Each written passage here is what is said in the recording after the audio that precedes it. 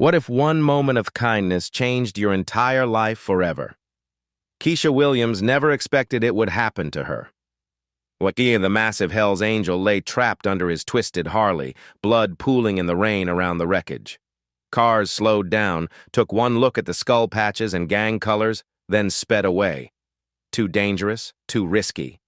But Keisha ran straight toward the crash.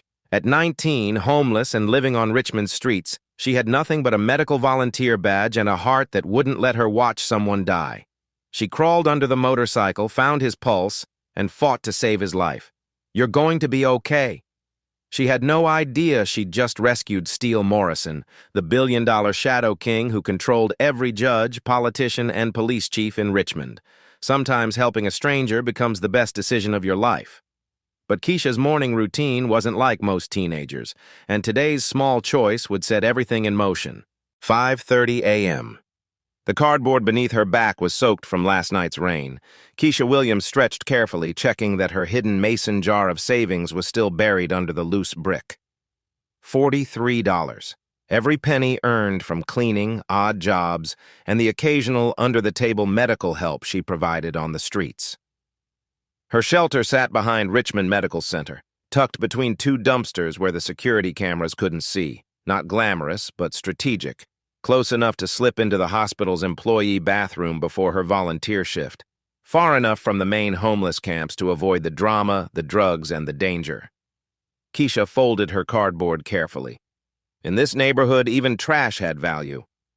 She pulled her clean volunteer scrubs from the plastic bag she kept buried with her money. The blue fabric was faded but spotless. She'd learned that appearance mattered in the medical world. Look professional, get treated professionally. Look homeless, get ignored. The employee bathroom was empty at this hour. Keisha washed quickly in the sink, brushing her teeth with the travel toothbrush she kept in her pocket. Her reflection stared back, tired eyes but determined jaw. She pinned her volunteer badge to her scrub top. Keisha Williams, Patient Care Volunteer. It was the only identity that mattered to her now. Walking through the hospital corridors, she felt the familiar mix of purpose and longing. This place represented everything she wanted but couldn't afford. The nurses moved with confidence she envied. The doctors commanded respect she craved. But for now, she was just the volunteer who restocked supplies and held patients' hands. "Morning, Keisha." Mrs. Carter, the volunteer coordinator, smiled warmly. "You're early again. Couldn't sleep." Keisha didn't mention the sirens that had woken her at 3 a.m. or the shouting match between dealers that had kept her alert until dawn. Mrs. Carter handed her the supply cart. "The third floor needs restocking, and Mrs. Patterson in 312 specifically asked for you yesterday.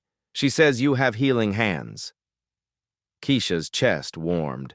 Mrs. Patterson reminded her of her grandmother, the woman who'd raised her before cancer took her away 3 years ago.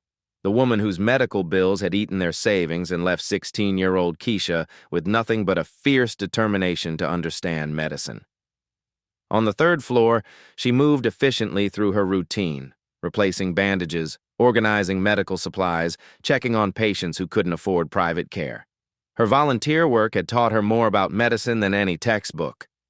She'd watched surgeries from the observation deck, memorized medication names, and absorbed every conversation between doctors and nurses.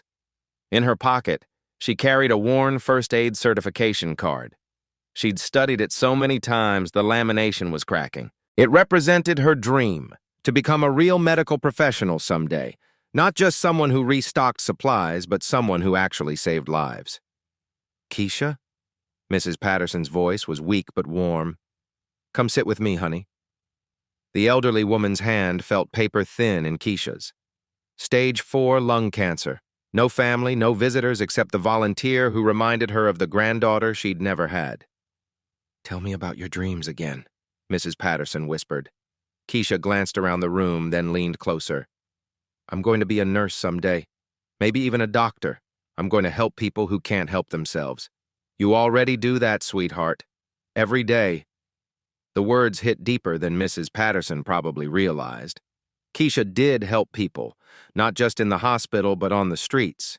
When someone overdosed in an alley, when fights turned bloody, when accidents happened in neighborhoods where calling 911 meant inviting police attention nobody wanted. She'd treated knife wounds with butterfly bandages, talked people through panic attacks. Once, she'd even helped deliver a baby in an abandoned building, all using skills she'd picked up volunteering and studying medical texts in the hospital library. But none of it was official. None of it counted. She was just a homeless girl playing doctor. Her shift ended at 4 p.m. Walking back to her cardboard shelter, Keisha passed the construction sites that were reshaping Richmond. New buildings, expensive condos, luxury offices, progress that was pushing people like her further into the shadows. She stopped at the corner store, counting out exact change for a package of crackers and a bottle of water. Dinner. The clerk barely looked at her, just another poor kid buying the cheapest food available. Back at her shelter, she pulled out her medical textbook, a water-damaged copy of Emergency Medicine Procedures that someone had thrown away. Under the dim light of a stolen flashlight, she studied diagrams of trauma care, memorizing techniques she prayed she'd never need to use. But Richmond streets had taught her that medical emergencies didn't wait for convenient locations or qualified professionals. Sometimes a homeless girl with a volunteer badge was the only thing standing between life and death. She had no idea that in less than 6 hours, that knowledge would save the life of the most powerful man in the city. As thunder rumbled overhead, Keisha pulled the tarp over her cardboard and tried to sleep. Tomorrow would bring another day of surviving, another day of dreaming, another day of hoping that somehow her determination would be enough to escape the streets forever. The first drops of rain began to fall. The storm that hit Richmond that evening would test everything Keisha thought she knew about helping strangers. By 7 p.m., the rain was coming down in sheets. Keisha had planned to spend the evening in the hospital library, but security had started asking questions about why she stayed so late. Better to leave before someone figured out she had nowhere else to go. The walk back to her shelter normally took 15 minutes. Tonight, it felt like walking through a waterfall. Her volunteer scrubs clung to her skin, and her medical supplies, carefully wrapped in plastic bags, pressed against her back like a lifeline.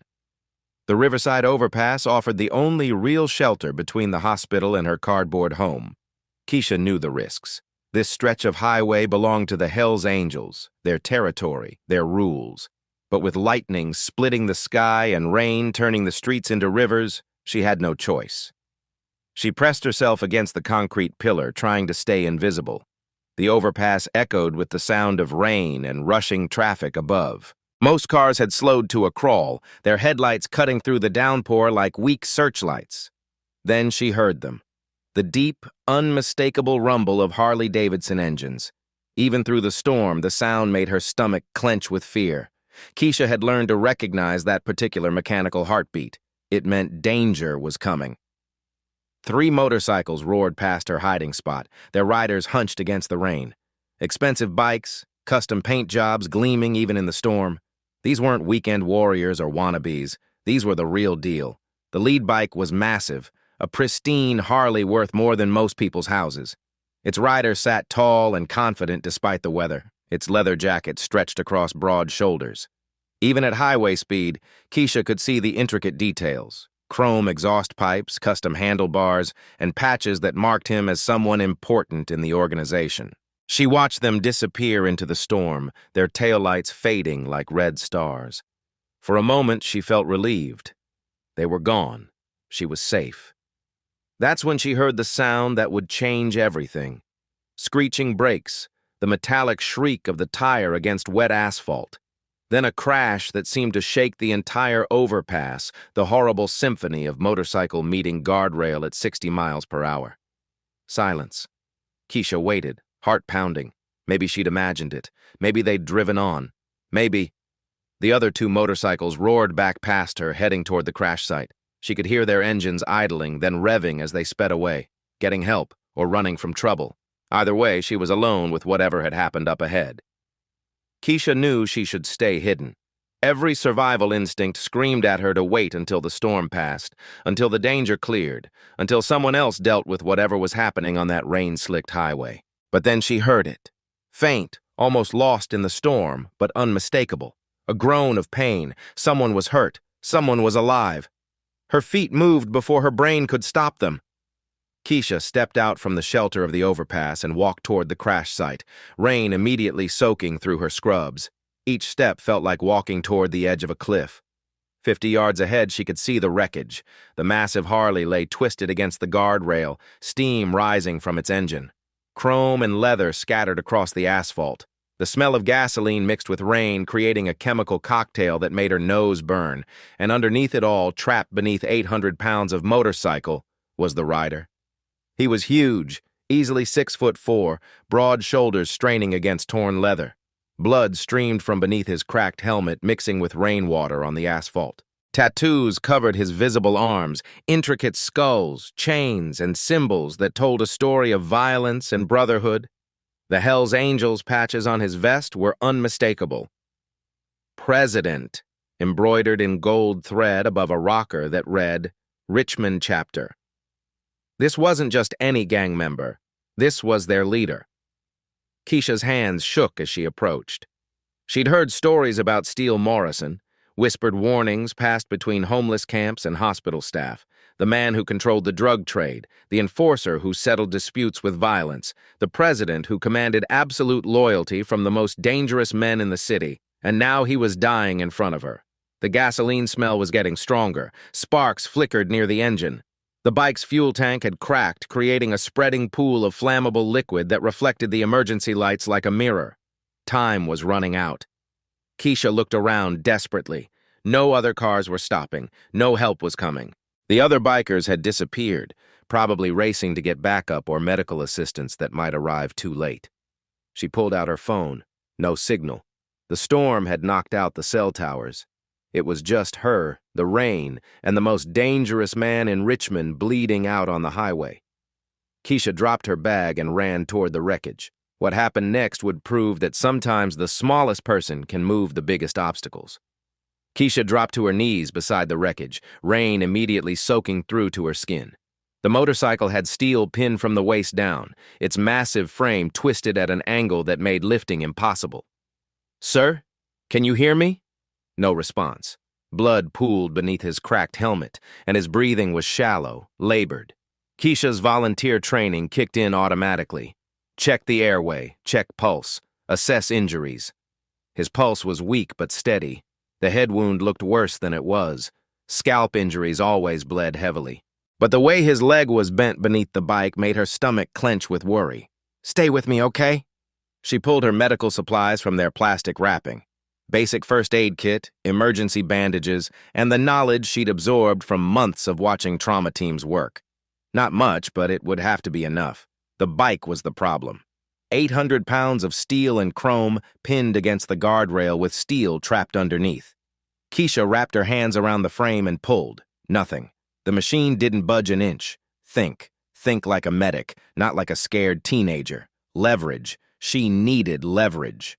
20 feet away, construction crews had left materials for the highway expansion project. Keisha ran through the rain and grabbed a piece of rebar, 4 feet long, solid steel. She wedged it under the motorcycle's frame, using a chunk of concrete as a fulcrum. "This is going to hurt," she whispered, though steel couldn't hear her. She threw her entire body weight against the makeshift lever. The bike shifted slightly, maybe 6 inches, but enough.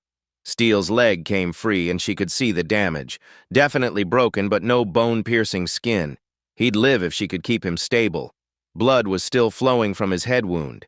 Keisha tore strips from her own shirt, creating pressure bandages. Her hands moved with surprising steadiness, despite the adrenaline coursing through her system. As she worked, she followed protocol and searched his pockets for identification or emergency contacts. No wallet, but her fingers found something unexpected. A platinum cell phone with missed calls lighting up the screen. "Mayor Davidson, 6 missed calls. Judge Morrison, 4 missed calls. Chief Williams, 8 missed calls. Strange. Why would city officials be calling a Hell's Angels president?" But there was no time to wonder. The phone had no signal anyway. Steele's breathing was getting shallower. Keisha checked his pupils with her flashlight. One was larger than the other. Possible concussion. She needed to keep him conscious and monitor for signs of brain injury. The rain was making everything worse. Steele's body temperature was dropping, and the blood loss wasn't helping. Keisha used the bike's windscreen and her own jacket to create a makeshift shelter, then pressed her body against his to share warmth. "Come on," she whispered. "Don't you dare die on me."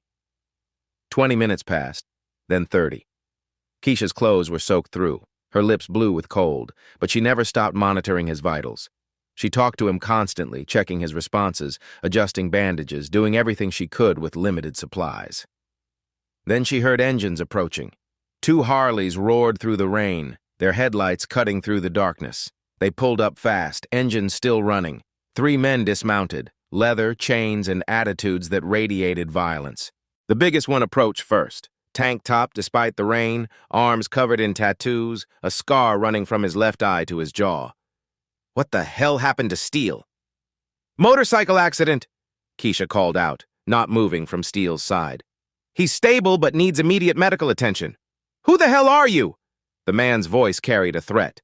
"Medical volunteer, I'm trying to save his life." The 3 men exchanged glances. One reached inside his jacket, probably for a weapon. The situation was about to turn very dangerous. "Look," Keisha said, fighting to keep her voice steady. "I don't care what you think of me. Your president is hurt. He needs a hospital. Help me get him loaded or watch him die. Your choice." Something in her tone must have convinced them. The scarred man, who seemed to be in charge, nodded toward the others. "Tank, get the truck. Razor, call Doc Martinez." "Can't," Razor replied. "A storm knocked out the towers, no signal anywhere." "Then we do this the hard way." The leader looked at Keisha. "What's his condition?" "Concussion, broken leg, possible internal injuries. The head wound looks bad, but it's mostly superficial. He's lost blood, but not enough to be critical. If we can get him warm and dry, he'll make it." "Are you sure about that?" Keisha met his eyes. "I've been keeping him alive for 40 minutes in a rainstorm. I'm sure." Tank returned with a pickup truck. Together, they carefully moved Steele into the truck bed, Keisha maintaining pressure on his bandages throughout the transfer. She climbed in beside him, continuing to monitor his breathing. "Richmond General?" Tank asked. "No," the leader said quickly.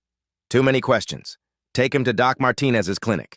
"He needs a real hospital," Keisha protested. "Not happening. Doc Martinez will handle it." As they drove through the storm, Keisha kept working. Steele's color was improving and his breathing had stabilized. She'd done everything she could with basic supplies, but he was alive. Steele's eyes fluttered open as they pulled into the clinic parking lot, unfocused but conscious. "Hey," Keisha said softly. "You're going to be okay." He looked at her with confusion, trying to process what he was seeing. A young black girl, soaking wet, covered in his blood, treating him like any other patient instead of the monster everyone else saw. "Thank you," he whispered so quietly only she could hear. As the bikers carried Steele into the clinic, the leader, who'd introduced himself as Razor, pulled Keisha aside. "You saved our president's life tonight. I helped someone who was hurt. That's all." Razor studied her for a long moment. "What's your name?" "Keisha Williams." "Well, Keisha Williams, you just made yourself some very powerful friends. And in this city, that's worth more than money." He pressed something into her hand, a platinum ring with an intricate skull design. "Steele wanted you to have this. It means you're under our protection now. Wear it and nobody in Richmond will ever touch you." Keisha stared at the ring. "I don't want anything from you people." "Too late," Razor said. "You wear that ring or you disrespect everything you just did for Steele. And trust me, you don't want to disrespect Steele Morrison." As Keisha walked away into the storm, the ring heavy in her pocket, she had no idea that her 40 minutes of first aid had just changed the entire trajectory of her life. But as Keisha walked away from the clinic, she had no idea she'd just saved the man who could solve every problem in her life. The storm was finally breaking, rain softening to a steady drizzle. Keisha's clothes clung to her skin and exhaustion was setting in. Her hands shook, not from cold but from the adrenaline crash that followed 40 minutes of life-or-death medical care. The weight of the platinum ring in her pocket felt heavier than any metal. She pulled it out under a streetlight, studying the intricate skull design. The craftsmanship was expensive. This wasn't cheap biker jewelry, and she wanted nothing to do with it. 2 hours later, Keisha sat in Richmond General's emergency waiting room. She'd come to check on Steele's condition, professional curiosity, she told herself. but deep down, she needed to know he was okay. A motorcycle accident victim was brought in earlier, Steele Morrison. I provided first aid at the scene. The nurse's expression changed immediately. Recognition, then wariness. Are you family? Medical volunteer. I just want to know if he's stable. The nurse returned with Dr. Hassan in surgical scrubs. You stabilized him? Dr. Hassan looked skeptical. You saved his life. The head injury would have been fatal without immediate pressure. Your bandaging prevented him from bleeding out. Where did you learn trauma care? Here. Watching. Reading. Before she could say more, Tank and Razor arrived with two other Hell's Angels. The hospital staff tensed. Security moved closer. Where is he? Tank demanded. Sir, visiting hours are... We're family. Razor cut her off, spotting Keisha. Steele's asking for you. Dr. Hassan looked between them nervously. ICU is restricted to immediate family. Tank stepped forward, towering over the doctor. She's family now. The tension was thick. Other patients started leaving. It's okay, Keisha said quickly. I'll go see him. Steele's ICU room was private, expensive. Machines beeped steadily. His leg was casted, head professionally bandaged, but his eyes were alert. You came back, he said, voice rough but stronger. I wanted to make sure you were okay. What's your name? Keisha Williams. How old are you? Keisha Williams? 19. Where do you live? The question caught her off guard. Why does that matter? Everything matters when someone saves my life. Keisha hesitated. The truth felt dangerous. I'm between places right now. Homeless. It wasn't a question. I get by. Steele reached into the bedside table, pulling out a thick envelope. $5,000. Take it. No. What? I didn't help you for money. Steele stared like she'd spoken a foreign language. Everyone wants something. I wanted you to live, that's it. Silence except for beeping machines. Steele searched her face for hidden motives. When he found none, something shifted in his expression. Razor. The scarred biker appeared in the doorway. Give her the ring. She already has it, boss. Did she take it willingly? Razor glanced at Keisha. She tried to refuse it. Steele smiled for the first time since the accident. Of course she did. He looked back at Keisha. That ring means you're under our protection. You're family now. You can't refuse your family. I don't want to be part of your world. Too late. You saved my life. In my world, that creates a debt that can never be repaid. Only honored. Keisha felt the ring's weight again. What does that mean? It means, Steele said carefully, as long as you carry that ring, no one in this city will ever hurt you. And if anyone tries, they answer me. The promise was both comforting and terrifying. As Keisha left the hospital, she slipped the ring onto her finger. Not because she wanted Steele's protection, but because refusing it felt more dangerous than accepting it. She had no idea that wearing Steele Morrison's ring would change everything about her life in Richmond, or that the man she'd saved controlled far more than just a motorcycle club. The ring in Keisha's pocket carried more power than she could imagine, and more danger. Back at her cardboard shelter, Keisha sat under her tarp and stared at the platinum ring. In the dim light of her flashlight, the skull design seemed to watch her back. She'd never owned anything so expensive, so obviously valuable. She pulled out her cracked phone and searched Steele Morrison Richmond. The results made her stomach clench. Arrest records dating back 15 years, drug trafficking charges, assault, racketeering, but every case ended the same way. Charges dropped, witnesses disappeared, evidence ruled inadmissible. Expensive lawyers with impossible win records. One article caught her attention. Morrison Construction wins $50 million city contract. The accompanying photo showed Steele in an expensive suit, shaking hands with Mayor Davidson outside City Hall. The same Mayor Davidson whose missed calls had lit up Steele's phone during the accident. Keisha scrolled through more search results. Morrison Industries appeared everywhere. Construction projects, real estate developments, logistics companies. The skull logo from Steele's ring appeared on building sites across Richmond. This wasn't making sense. Gang leaders didn't usually own legitimate construction empires. Over the next 3 days, Keisha started noticing things she'd never paid attention to before. The Morrison logo was everywhere.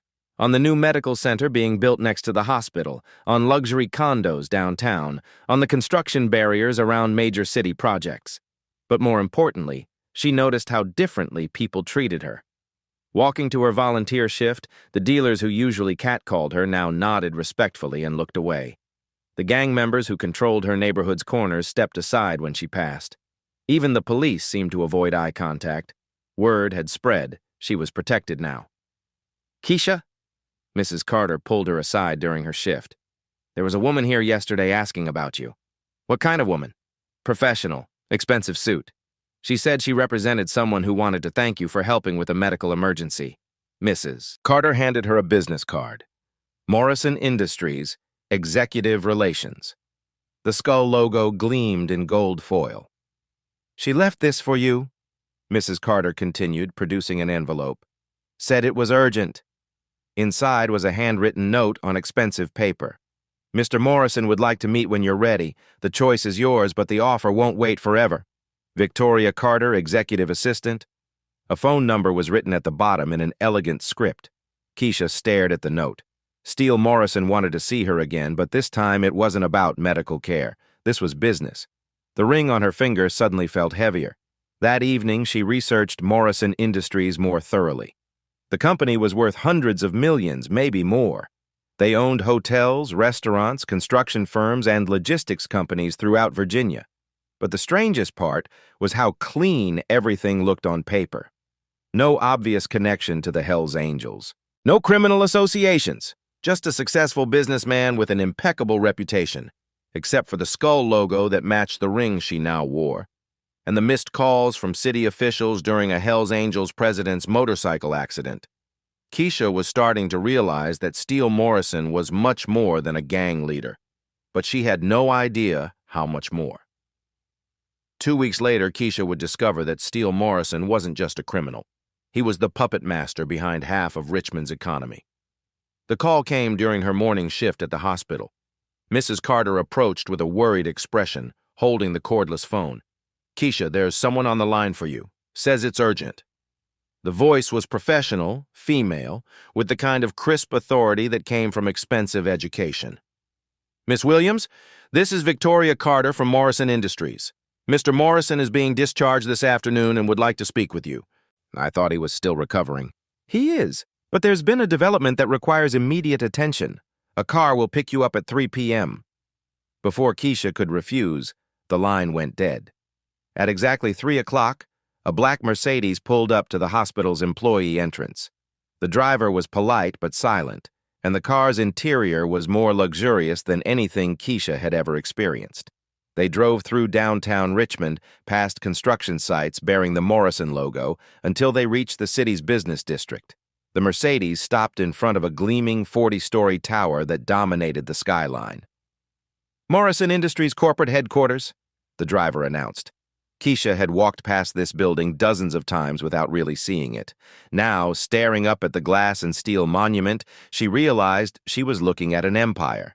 The lobby was marble and mahogany, with the skull logo etched in gold behind the reception desk. Business people in expensive suits moved with purpose, their conversations focused on contracts, acquisitions, and quarterly projections. "Miss Williams?" A woman in her 30s approached, perfectly styled, carrying herself with the confidence of someone who controlled million-dollar decisions. "I'm Victoria Carter. Mr. Morrison is waiting." The elevator climbed to the 40th floor. Executive suites, corner offices with views of the entire city. Steele Morrison's office was bigger than some apartments Keisha had seen. Floor-to-ceiling windows overlooked Richmond like a king surveying his kingdom, and behind the massive desk, wearing a perfectly tailored charcoal suit, sat the man she'd pulled from motorcycle wreckage 2 weeks ago. He looked completely different. Gone was the leather and intimidation. In its place was a businessman who could have graced the cover of Fortune magazine. "Keisha, thank you for coming. You look—" She searched for words. "Different." Steele smiled, gesturing to a chair across from his desk. "I look like myself. The motorcycle club is just one part of what I do." "I don't understand." "Morrison Industries employs 12,000 people across Virginia. We're the largest private construction company on the East Coast. We own hotels, restaurants, logistics firms, and real estate worth approximately $1.2 billion. Keisha's mouth fell open. "Billion?" "The Hells Angels were how I started. 20 years ago, I was just another angry kid from the projects with a talent for violence. But violence only gets you so far. Real power comes from legitimacy. Steele stood and walked to the window, his slight limp the only reminder of the accident. I built this empire by understanding that criminals and politicians aren't so different. Both want power. Both make deals. Both protect their territories. The only difference is the paperwork. You're saying you're both? Criminal and businessman? I'm saying I'm a businessman who understands how the real world works. Every major construction project in this city requires permits, inspections, and approvals. The Hells Angels ensure those processes go smoothly. The implications hit Keisha like a physical blow. You control the city government. I influence it. Mayor Davidson's construction company was failing until I threw some contracts his way. Judge Morrison, my cousin, by the way, has been very reasonable about certain legal matters. Police Chief Williams understands that some crimes aren't worth investigating. Steele returned to his desk, opening a leather folder. But this is all ancient history. What matters now is why you're here. He slid a document across the desk. Keisha recognized the letterhead. Johns Hopkins University School of Medicine. Your medical school application? Did you know it was submitted 3 months ago? Keisha's blood ran cold. I never applied to Johns Hopkins. I can't afford. Someone applied for you. Someone who had access to your volunteer records, your academic transcripts from community college, and glowing recommendations from Dr. Hassan and Mrs. Carter. That's impossible, Steele smiled. The Morrison Foundation has been funding medical scholarships for promising students from disadvantaged backgrounds for 8 years. Your application was flagged as exceptional even before our accident. The room seemed to spin. You're saying, I'm saying you saved the life of the man who was already planning to change yours. The scholarship you've been awarded includes full tuition, housing, and a $50,000 annual stipend. Congratulations, Dr. Williams. Keisha stared at the acceptance letter. Everything she'd dreamed of handed to her on a silver platter. But the man offering it controlled judges, politicians, and an army of criminals. There's a catch, isn't there? There's always a catch.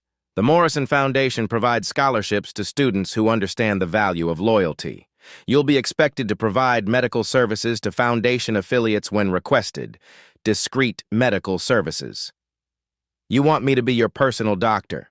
I want you to be my family's doctor, the legitimate side and the less legitimate side. People in my world get hurt, Keisha. They can't always go to hospitals. They need someone they trust completely.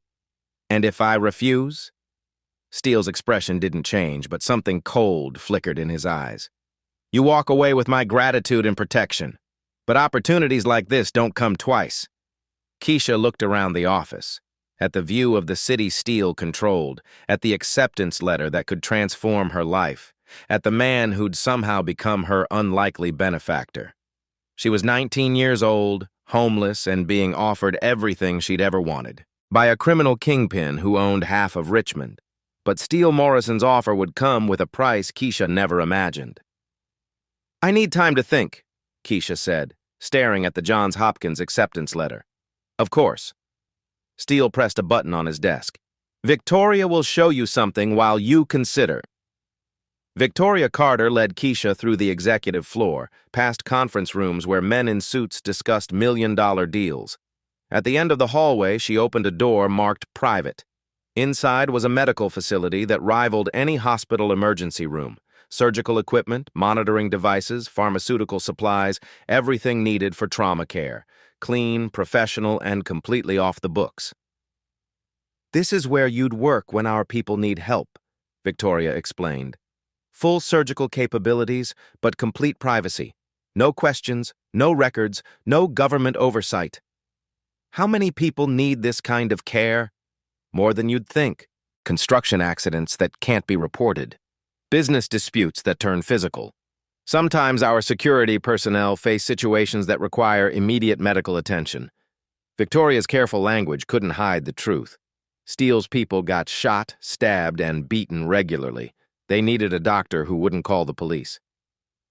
The position pays $200,000 annually on top of your medical school funding, Victoria continued. You'd work perhaps 20 hours per month, emergency calls only.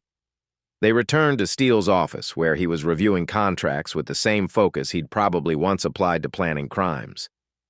Questions? He asked without looking up. How do I know you won't ask me to do something that violates my oath as a doctor? Because my people's lives depend on you following that oath. I need someone who saves lives, not someone who compromises their principles for money. Steele finally looked at her. Let me tell you a story, Keisha. 20 years ago, my sister Maria was 16 and pregnant. She was afraid to tell our parents, so she went to a back alley clinic. The doctor was drunk, the equipment was dirty, and she died from an infection 3 days later. His voice remained steady, but something painful flickered across his face. I built this empire partly for revenge, partly for power. But every legitimate business I own, every scholarship I fund, every medical facility I establish, it's all for Maria, so that other kids don't die because they can't afford proper health care. The Morrison Foundation has funded medical education for 43 students over 8 years. 37 are now practicing physicians. They work in hospitals, clinics, and community health centers. None of them know who really funded their education. Steele opened another folder. Dr. Patricia Williams, no relation, graduated from Howard Medical School with Morrison Foundation support. She now runs a free clinic in Southeast D.C. Dr. James Parker operates on children with birth defects in rural Virginia. Dr. Sarah Carter provides addiction treatment in Richmond's worst neighborhoods. They all provide services to communities that can't afford them, Keisha realized. Exactly. I'm not asking you to become a criminal, Keisha. I'm asking you to become the doctor Maria never had. The offer was more complex than simple corruption. Steele was building a network of medical professionals who could serve both his organization and the broader community. What about the Hells Angels, the criminal side? The club handles security for my legitimate businesses. Sometimes that security gets complicated. Sometimes people get hurt protecting assets worth hundreds of millions of dollars. When that happens, I need medical care that doesn't involve police reports or insurance investigations. Steele stood and walked to a wall-mounted display case. Inside were photographs, groundbreaking ceremonies, ribbon cuttings, charitable events. In every picture, Steele stood beside politicians, community leaders, and business executives. Mayor Davidson's re-election campaign received significant support from Morrison Industries. In return, my construction projects face fewer regulatory delays. Judge Morrison ensures that environmental challenges to my developments are handled reasonably. Chief Williams understands that some business disputes are better resolved privately. It's all connected. Everything is connected, Keisha. The question is whether you want to be part of something that builds hospitals and schools, or whether you want to stay pure while people die from poverty. The moral complexity was staggering. Steele used criminal methods to fund legitimate projects that helped thousands of people. His violence served a larger purpose. If I accept, what exactly would you expect from me? Medical school, obviously. Graduate with highest honors. I know you're capable.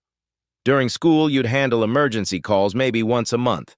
After graduation, you'd establish a practice that serves both my organization's needs and the general community. Like a real doctor. You'd be a real doctor. The Morrison Foundation would help you open a clinic in a neighborhood that needs one. You'd treat anyone who walks through the door regardless of their ability to pay. Some of your patients would be my people. Most would be ordinary citizens who can't afford health care.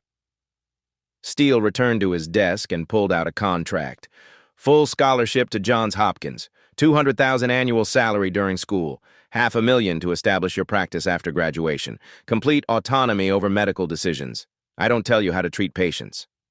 And in return, loyalty, discretion, and the understanding that some of your patients will be people society considers criminals.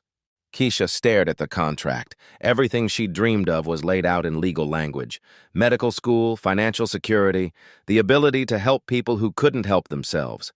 But accepting meant becoming part of Steele Morrison's empire, connected to violence, corruption, and a criminal organization that controlled an entire city. How long do I have to decide? 24 hours. Medical school starts in 6 weeks. If you're going, preparations need to begin immediately. As Keisha left Morrison Industries, the weight of the decision pressed down on her. Accept and become complicit in Steele's world. Refuse and stay trapped in poverty forever. Either choice would change her life completely. 6 months later, the ripple effects of one moment of kindness had transformed an entire community. The transformation started with Keisha herself. Where once she'd slept on cardboard behind dumpsters, she now studied in a furnished apartment near Johns Hopkins campus.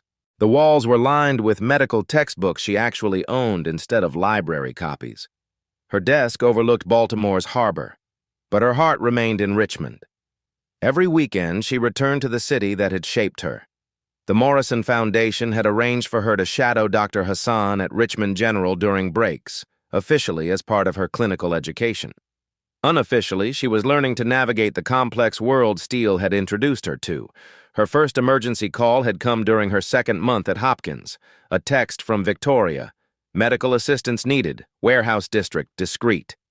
Keisha had found Tank unconscious in an abandoned building, a deep knife wound in his shoulder and obvious signs of a concussion.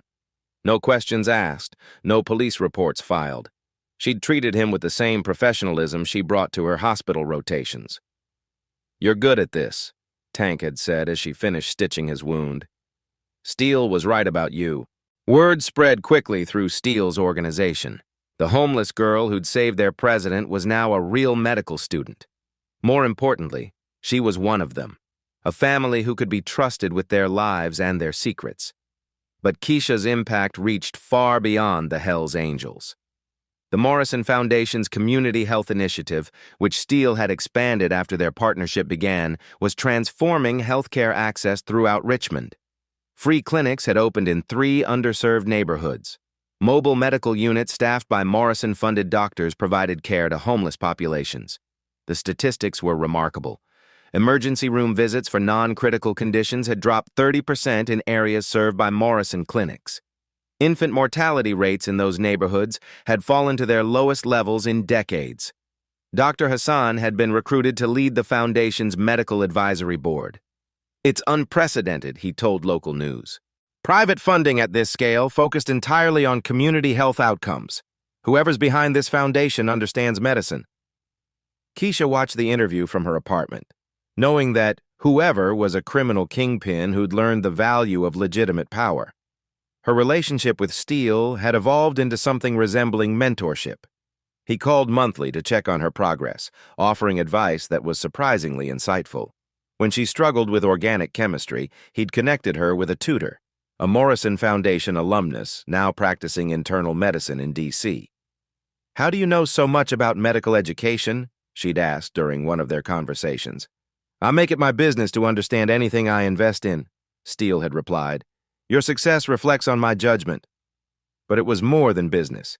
Steele seemed genuinely proud of her accomplishments, like a father watching his daughter succeed. When she scored in the top 10% on her first-year exams, he'd sent a bottle of champagne with a note. Maria would have been proud. The criminal side of their arrangement remained carefully compartmentalized. Keisha treated injuries sustained during business disputes with the same clinical detachment she brought to hospital work. A broken arm from a construction accident. Stitches for a motorcycle fall. The euphemisms became their shared language. She learned not to ask questions about how Tank had been stabbed or why Razor needed antibiotics for a gunshot wound that definitely hadn't come from a hunting accident. Her job was to heal, not to judge. The moral complexity no longer kept her awake at night. She was saving lives, both in the hospital and in Steele's shadow world. The motivation mattered less than the results. Richmond itself was changing. Morrison Industries' construction projects were revitalizing entire neighborhoods. The company's hiring policies prioritized local workers, creating jobs for people who'd been locked out of the legitimate economy. Crime rates were dropping in areas where Morrison clinics operated. When people could get health care without going to emergency rooms, when they had access to addiction treatment and mental health services, when their children could see doctors regularly, desperation decreased. Steele's influence over city government had become more sophisticated. Instead of crude intimidation, he now wielded economic leverage. Politicians supported his projects because those projects brought jobs, tax revenue, and positive publicity. "He's become respectable," Mayor Davidson told a business journal. Morrison Industries represents the kind of public-private partnership that builds stronger communities. The mayor probably didn't know that Steele had photos of him accepting an envelope full of cash 3 years earlier. But blackmail had evolved into genuine mutual benefit. By Christmas of her first year, Keisha had treated 17 emergency cases for Steele's organization. She'd also volunteered at 4 Morrison Foundation health fairs, providing free screenings to hundreds of Richmond residents. The girl who'd once hidden from gang members now moved through the city under Steele Morrison's protection, respected by criminals and community leaders alike. Her transformation was complete, but the real changes were just beginning. 1 year later, the ring that started it all would soon find its next owner. Johns Hopkins' graduation ceremony filled Keisha with pride and disbelief. In the audience, Steele Morrison sat quietly in an expensive suit, watching the homeless girl he'd mentored receive her medical degree. After the ceremony, they walked through Baltimore's harbor. Steele moved carefully, his leg never fully healed, a permanent reminder of the night that changed everything. "Ready for the residency?" he asked. "Richmond General Emergency Medicine Program. Dr. Hassan will supervise." Keisha paused. "The clinic opens next month, 6 blocks from where I used to sleep. Full circle." They sat on a bench overlooking the water. Steele pulled out the platinum ring with the skull design. "Time to give this back," he said. "I thought it meant family." "It does, but you don't need a ring to prove that anymore. You proved it when you saved a stranger's life." Steele held up the ring, light catching the platinum. "This was Maria's. I had it made after she died, a reminder of what happens when good people can't get help. You honored her memory. What happens to it now? Waits for the next person who needs protection." The symbolism was clear. The ring would find another deserving recipient. "Actually," Steele continued, "there's a kid at one of our clinics, 17, homeless, incredible medical instincts. Sound familiar?" Keisha smiled. "Tell me about her." "Angela. Lost her parents, living on the streets for 2 years. A natural healer stays calm under pressure. Morrison Foundation is processing her pre-med application. She'll need a mentor. Someone who understands building a medical career from nothing." The cycle was beginning again. Another homeless teenager would receive the opportunity Keisha had gotten. Another life transformed by Steele's complicated justice. Walking toward the parking garage, Keisha felt responsibility settling on her shoulders. No longer the scared girl hiding behind dumpsters, she was Dr. Keisha Williams, emergency physician, community advocate, bridge between Richmond's legitimate and shadow worlds. "One more thing," Steele said, stopping beside his Mercedes. "Angela was brought in last week after helping someone in a car accident. Stayed with them until paramedics arrived and used her shirt to stop bleeding. Just like you." Steele smiled. Some patterns repeat for good reasons. As they drove back toward Richmond, Keisha thought about the girl who would soon wear Maria's ring, another frightened teenager who would discover that helping strangers could unlock impossible opportunities. The platinum ring would wait in Steele's safe until Angela proved herself ready. Some traditions deserve to continue. The Morrison Free Clinic would open with 2 doctors, one established, one beginning. Both understand that healing came in many forms. Keisha's split-second decision to help a dangerous stranger didn't just save one life, it transformed an entire city. From sleeping behind dumpsters to healing in emergency rooms, her journey proves that courage can unlock opportunities in the most unexpected places. Today, the Morrison Free Clinic serves thousands who can't afford health care. Crime rates have dropped in neighborhoods where medical services are available. 3 more scholarship recipients are entering medical school this fall, all because one homeless girl chose compassion over fear. Keisha learned that sometimes the people who need help most are the ones society tells us to avoid. Her 40 minutes of first aid created a ripple effect that continues spreading through Richmond's communities. Your turn. What if your next act of kindness changes everything? Sometimes helping a stranger becomes the best investment you'll ever make. Share this story if you believe courage can transform the darkest situations. Subscribe for more real-life stories of ordinary people finding extraordinary power through compassion. Comment below. Would you have made the same choice Keisha did? The story you heard today wasn't cleaned up. It was told exactly as it happened. At Black Voices Uncut, we believe that's the only way truth can live. If you felt something, hit like, comment, and your reaction, and subscribe. Every week, we bring you voices that refuse to be silenced.